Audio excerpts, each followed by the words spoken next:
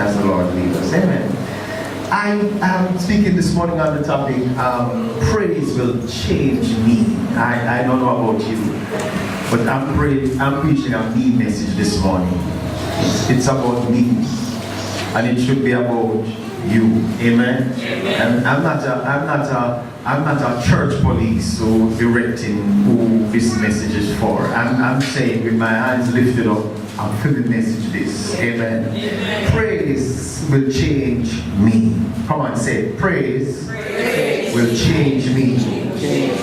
Amen. I want to focus this morning on the life of Leah. We just read in Genesis chapter 29. And Leah is the first wife of Jacob. I deliberately say first wife of Jacob, because Leah's life is a reflection, I believe, of our lives, and her experiences are similar to what we are faced with today.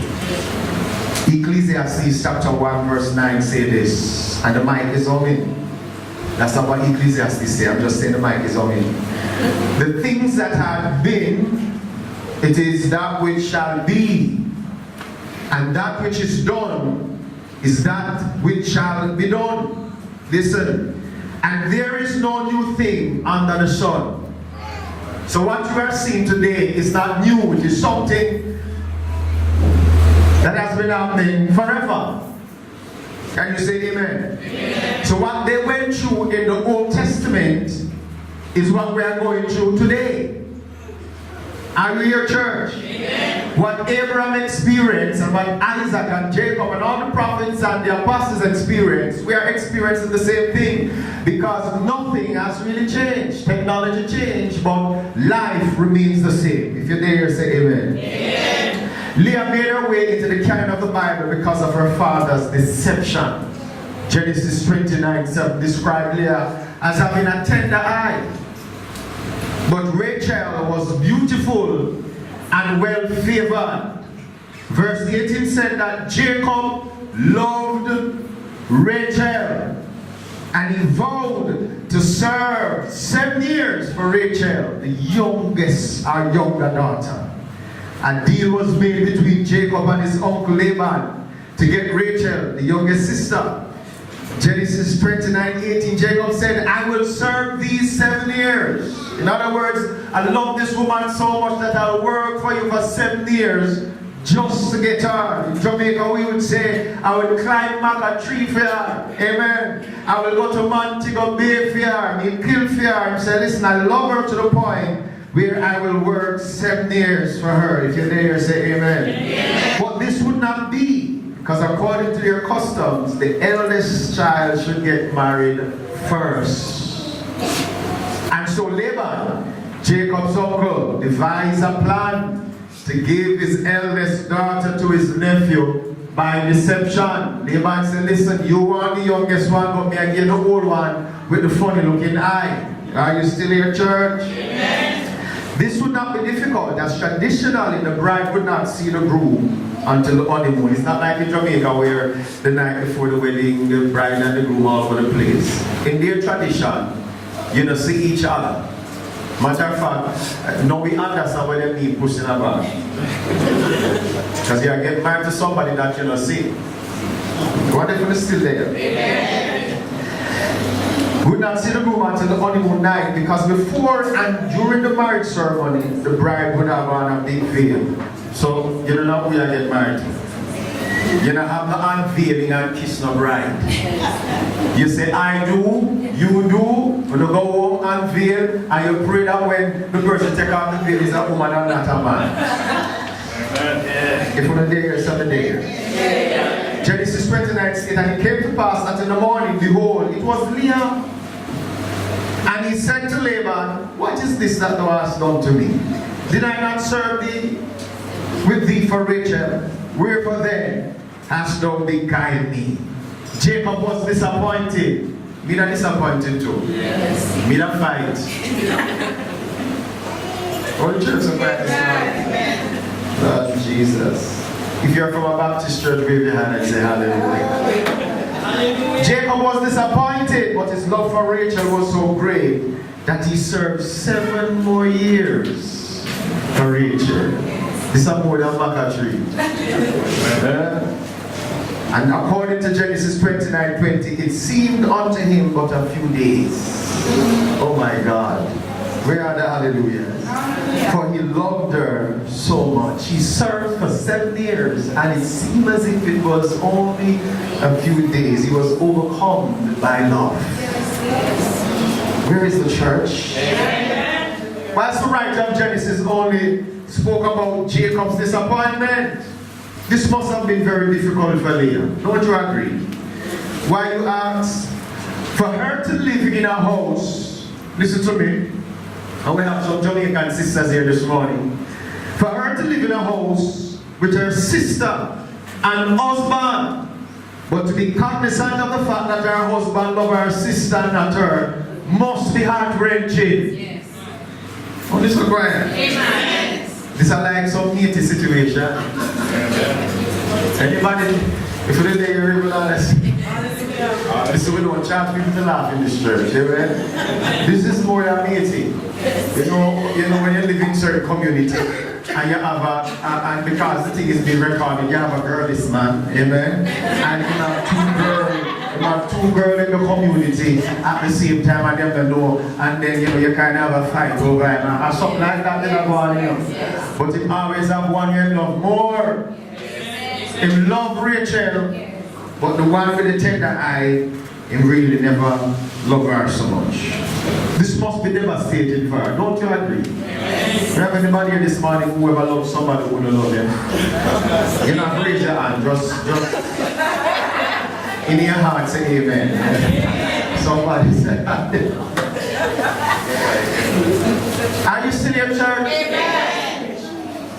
I don't know if there's anyone here this morning who can relate to this undeserved pain that this innocent woman was experiencing because of somebody else's deceit. She was experiencing pain, listen to me, not because of what she did, but because of what her father did. She didn't deserve it. On the still there. Amen. She did everything in her power to gain her husband's love and affection. Genesis 29:32 said, and Leah conceived and bare a son, and she called his name Reuben. For she said, listen what she said, surely the Lord hath looked upon my affliction. Listen, and now therefore my husband will love me. Leah thought that giving her husband a man child would change his heart. But that never worked. Leah, like many Jamaican women, believe that if I get married, if I get pregnant for the man will love me. But we know that that normally works. Church people, they're not here this morning. The Bible said she conceived again, and bare a son. And she said, because the Lord had heard I was hated, he had therefore given me the son. And she called his name Simeon, Genesis 29:33. But this, my brethren, did not work. She was in the same situation. Again she bare a son, and said, no, this time will my husband be joined to me, because I have borne him 3 sons. Therefore was his name called Levi. But guess what, church? It never worked. Him still love Rachel more than her. Can I digress for a minute this morning? If you're there, say amen. Amen. And ask you the question, is there anyone here this morning who have ever experienced hatred and bitterness? Who ever experienced dislike? Not because of what you have done, but because somebody hears something about you, or because somebody perceives something about you. The more you try to love them, is the more they hate you. The more you try to make up with them, is the more they dislike you. You can't even imagine or conceive why they don't like you, but they just don't like you. And whenever they speak about you, it's evil. And you are trying as a good Christian to make it up with them, but it not work. Amen. Anybody there know what I talk about this morning? If you know me, I say hallelujah. Hallelujah. Nothing was working. Like many of us, everything that we are doing to win over the trust and love of some people is not working. And you are sitting here this morning frustrated and you feel like give up. Leah, like many of us, allowed her situation to frustrate and depress her. Hey, imagine living in a house where people don't like you for no reason at all. Imagine living in a little community where people don't like you for nothing at all. Imagine working in a workplace where people don't like you for nothing at all. It is not because you said something, it's not because you did something, them just don't like you because them don't like you.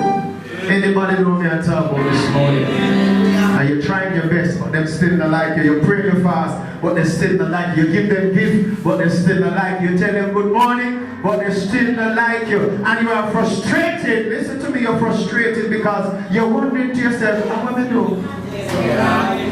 You know when you're around church? Amen. Oh geez, somebody say hallelujah. Somebody say, we're getting somewhere. We're getting somewhere. Them just don't like it. Nothing was working. Nothing was working.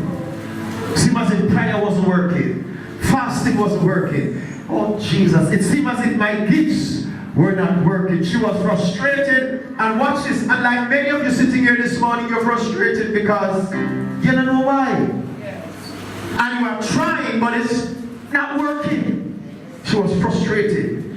But thanks be to God that you are here this morning. Amen. That like her, you will learn the secret to overcome your enemy. Amen. Oh, that should get a bigger amen. Amen. This is what Genesis 29:35 says. And she conceived again and bare a son.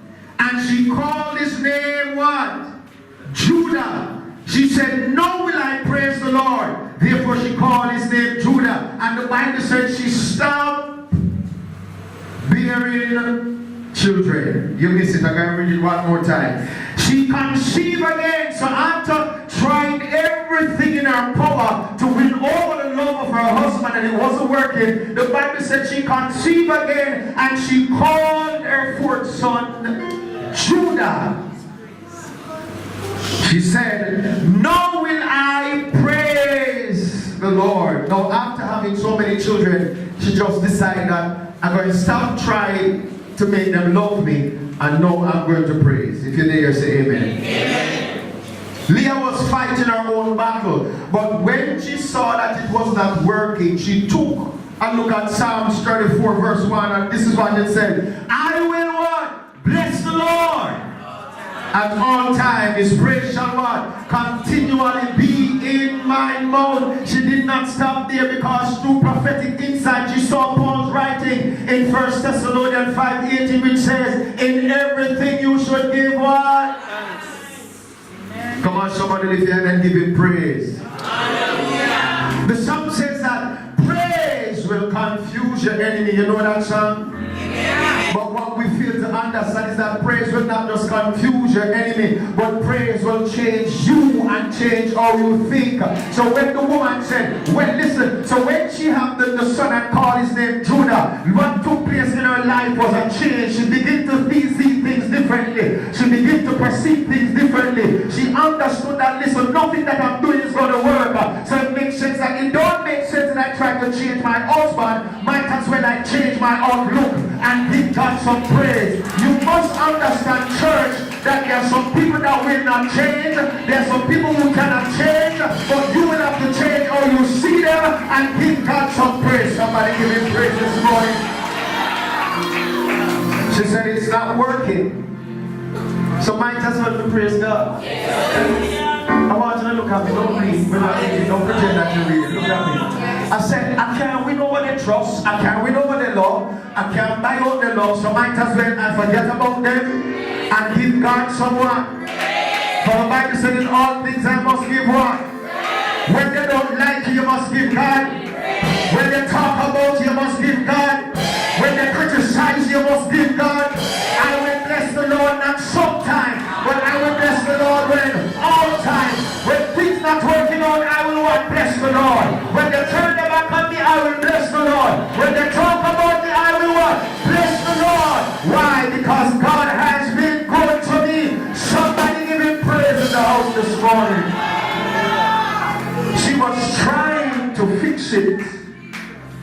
watch this. She was trying to change him when all this time God was trying to change her. Oh, God, let me listen to what I say it again. She was trying to change her husband.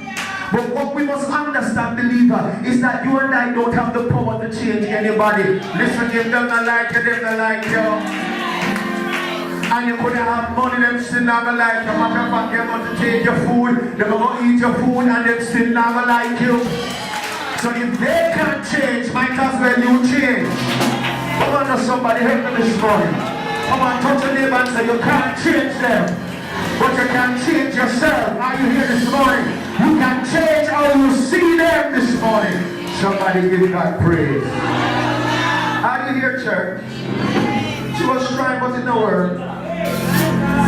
So all of us always say, praise will confuse the enemy. Hello, praise confuse the enemy. The praise was intended to change us. Amen. That's why God calls us to praise. Because someone who praise God do not focus on people. Come on. Amen. Can I check out the shoes? I said the people who praise God don't focus on. You can't praise God and focus on people. When you praise God, it's about you and God. I wish we had somebody here this morning. Oh my God. So even though you are surrounded by them, you forget about them, you lock into your God. This is where the change begins to take place. This is why in the midst of my storm I can praise God. This is why in the midst of my enemy I can praise God. Somebody lift your hand and give him praise this morning. Somebody lift your voice and give him praise this morning. When you praise God, you are not focused on people. And it is praise that will turn our hearts back to God. So while you are busy fighting with enemy, oh God, somebody say hallelujah in the church. It is God's desire to change. It is not God's desire to change. If it was, God's desire to change our enemy, why did Psalms chapter 23:5 say this? Thou preparest a table before me in the presence of my enemy. On the day this morning, if God wanted your enemy to change, the psalmist couldn't write this. On the day this morning. But he said, because I want you to change, he said, your enemy is going to be there, and I'm going to prepare a table in the presence of your enemy. I am going to anoint your head with oil in the presence of your enemy. Your cup will run over in the presence of your enemy. Your enemy can't change, but you can change. Oh, nobody in the day this morning, somebody in there and you can pray. For you to have dinner in your enemy's presence, you must change. So the reason many of us are not experiencing the fullness of God, because we too focus on enemy. Listen to me, enemy are always there. Why are you not saying anything? You can pray and fast and pretend all you want to pretend and be holy all you want to be holy. No matter how good you live with people, people are going to hate you, people are going to talk about you, but you must get to the point in your life where they mean nothing to you.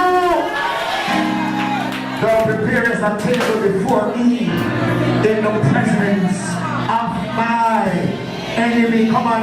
Thou preparest a table before me in the presence of my. You know what the psalmist says to them? I'm placing your enemy presence. Let me say it again. He said, I'm going to bless you in your enemy's presence. Let me tell you what he was actually saying. He was saying to us that your enemy can't stop your blessing. My God, being on the wrong church. He was saying that the enemy can't stop your breakthrough. He was saying the enemy can't stop your deliverance. So if your enemy can't stop it, why are you focusing on your enemy? Lift your hands and give God praise. Are you here this morning in the house of God? If they can't stop God from opening doors for you, why you have focus on them for? We're in our wrong church this morning because some people want us to preach about enemy. Listen, enemy and them can't be alone. Because if God be for you, who can be against you? Are you here this morning? I said, God be for you. Your devil and demon can be against you this morning. My God, on the day here this morning. morning? So it's not God's will to change the enemy. It is God's will to change you. So all this time you pray, God move enemy, God something now move them. Watch this. Because if I move all your enemy, who me going to prepare the table before? If there's no one to see, watch this. Oh God, on the day this morning, because there are many people who prophesy that you're not going to make it this far. And God said, I have to bless you before them. There are many people saying I'm coming out to do anything. And God said, I'm going to bless you before them. So God said, I'm not going to move your enemy until you are blessed. Somebody lift your hand and give God praise. Come on, give God praise. Listen, the more enemy you have is an indication of the amount of blessing you're going to get. Let me say this to you. Because if you only have one enemy and one little tape, you're going to settle. But if you have two enemies, the tape will be bigger. If you have three enemies, the tape will be bigger. Can you imagine if you have 20 enemies? So while you are sitting there talking about your enemy, God is saying, just stop from it and give me praise. Oh God, I'm there this morning. Are you still here? Arguing with your enemy won't change it. Hating your haters won't change it. On the day this morning. But when you praise God, He will change you from being an angry, bitter, miserable person to someone who is filled with joy. Hallelujah. This is why the songwriter said, I will bless thee, O Lord. I will bless thee, O Lord. Listen, you think that the person who is blessing God means that they have trouble? You think that because we lift our hands and praise God, we don't know that some people don't like us? Are you here this morning? But we are aware that if God really is for me, why am I worried about anything? With a heart of thanksgiving, I will bless thee, O Lord. Hallelujah. With my hands lifted up, and the mouth filled with praise, and the mouth filled with praise, with a heart of thanksgiving, I will bless thee, I will bless thee, O Lord.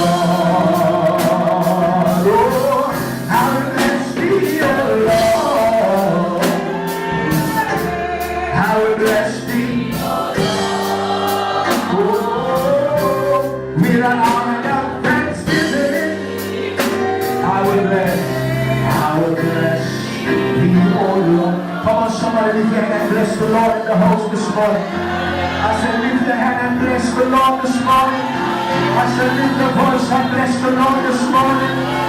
I'm not here to come and worship God this morning. That He prepared before you a table in the presence of your enemy. Lift your hand and worship Him this morning.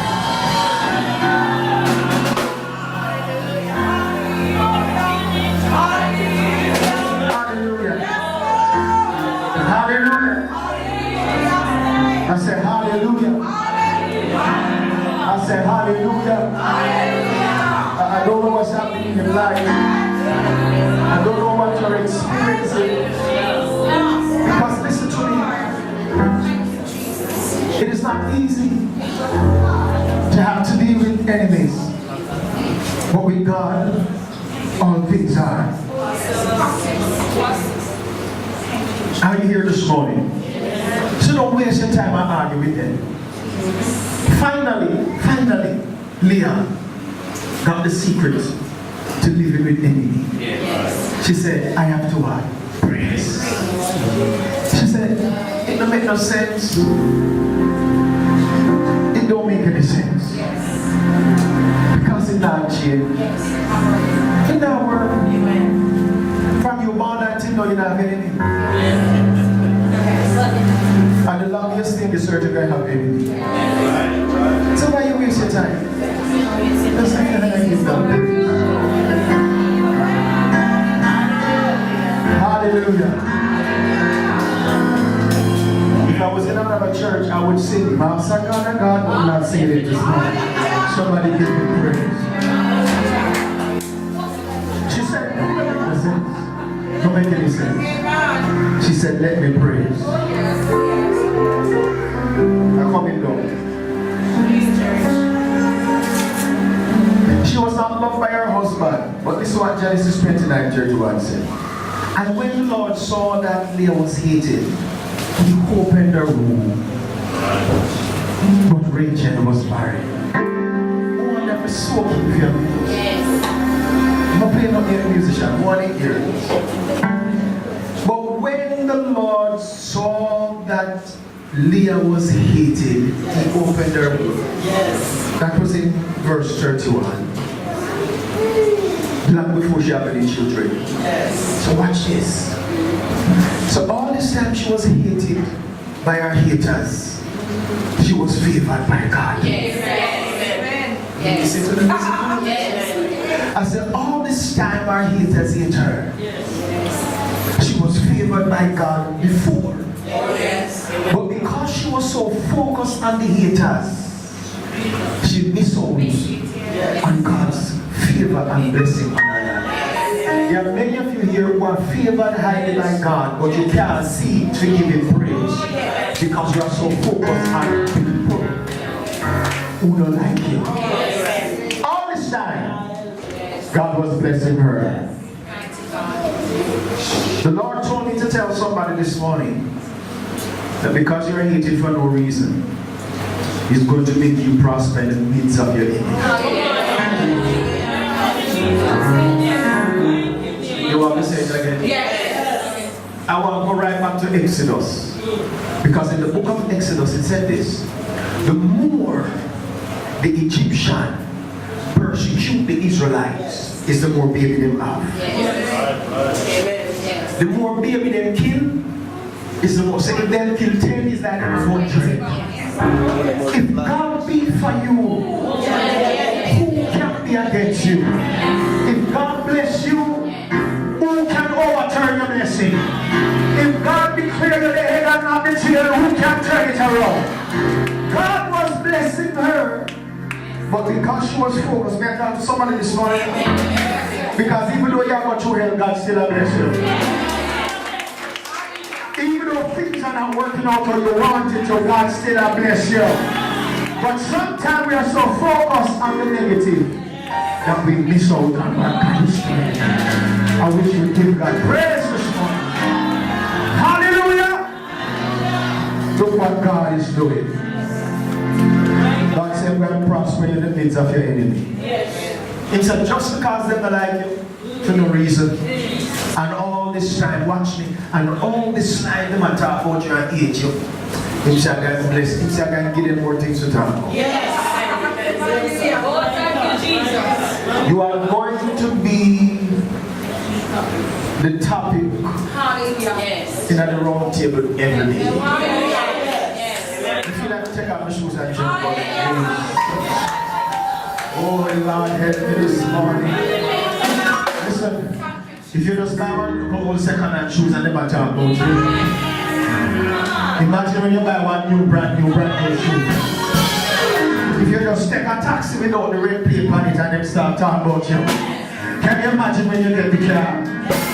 If you just put in some new windows in the house and never talk about you. Can you imagine when you move out of the community? Once you like cause them to talk about you for the rest of your life. But as they are talking about you, give them praise. I wish we had a church this morning. Because some of them have none of them like me. Suppose we didn't have some. There's nobody in there this morning. If the pants are short and them like me, suppose we didn't have. This morning. If you're driving an old beat up car and like you're supposed to need a Mercedes Benz. Lord God, I want jumping on the church this month. Are you here this morning? God said they'll be there for the rest of your life and they're going to talk about it for the rest of your life. Come on, touch a neighbor and say, neighbor, get used to it. My God, I wish we had a church. Touch a neighbor and say, get used